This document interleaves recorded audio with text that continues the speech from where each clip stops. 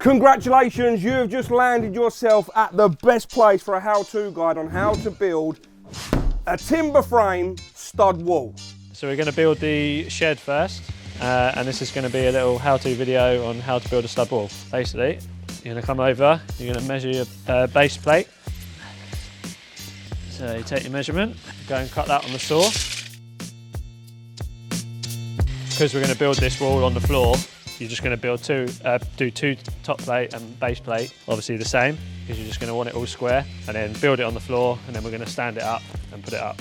Obviously, now that you've got your base plates cut, you're going to do your spacings at every 400, what you do on the stud wall. But on here, because we want this to work to OSB, because basically we're going to use the OSB to square up this wall.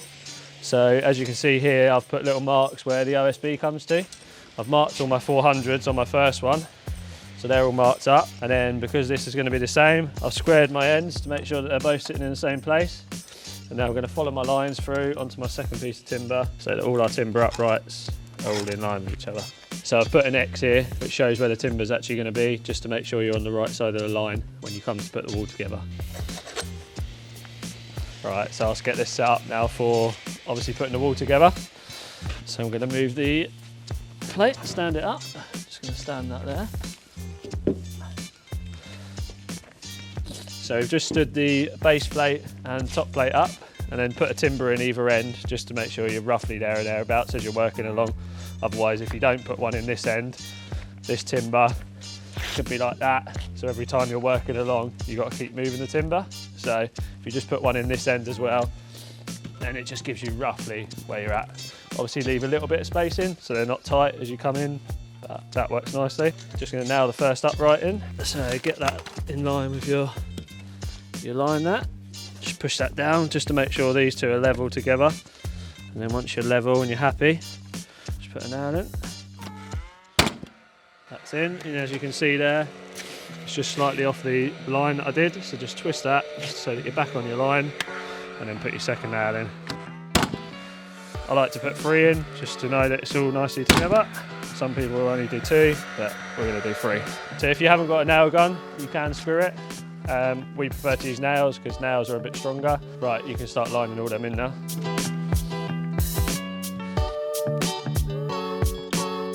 So we've just got to one here where the timber's a little bit twisted, and if I just fire that in with a nail gun, it won't pull that gap in. What I've done is I've gone and got a screw. Now I'm going to drive a screw in there, because a screw is a bit stronger when it comes to straightening the wood out, to bend it back into position. And that's nicely twisted that round now, so I'm happy with that. And then back to the nail gun.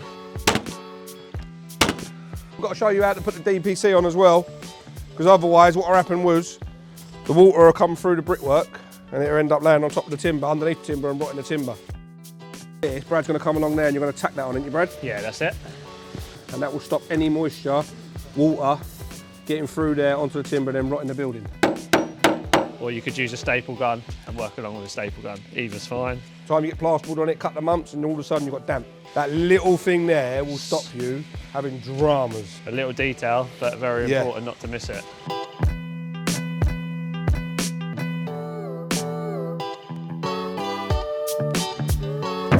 So, out of interest, why are we laying the OSB on here now? So we want to square this wall up, because we've made it on the floor. We don't know if this wall's square or not. So in a minute, you're going to see, I'm going to line the OSB up with this edge here. So once that's in line and that's in line, you can now see it's not much, but that's very slightly running out. So what we do is once we nail that edge over there, we can move this round as we're nailing to know that it's all square. So where the OSB is 1220, I've made my upright suit. So obviously it meets on an upright. So it's just a little bit of planning. So again, when we go from there to there, we should meet on another upright again. Yeah, because otherwise, Ben, if you laid the sheet on now and Brad didn't put the joist in so it fit half and half, obviously if the sheet finishes there, you wouldn't be able to get the next sheet on. You wouldn't have nothing for it to nail to. Obviously it's nice to know that that's a factory edge, and we're coming along with all factory edges. Yeah. Stand it up and push it in, will we? Yeah. That's it, keep going, keep going. Yep. Just making sure where we still got to put 18mm on the end there. making sure the OSB is flush out, so once we put the second bit of OSB on there, we're still in the same line.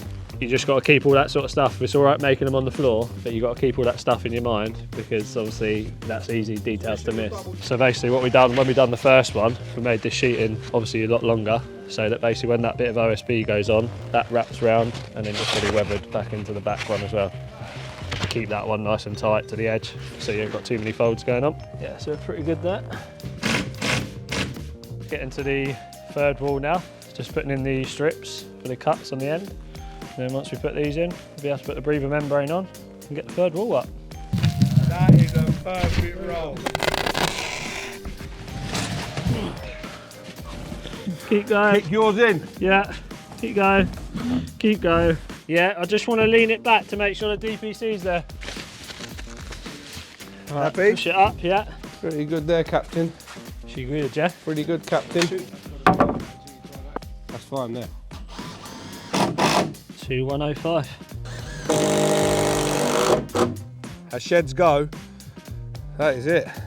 Hope you enjoyed that how-to guide. Don't forget to like and subscribe for more, and you get to see more of Brad's face. Yes, you do. And what a pretty builder he is as well. I reckon he's got to be the best looking builder on YouTube right now. Make sure you check out all our other how-to guides. Plenty more to come.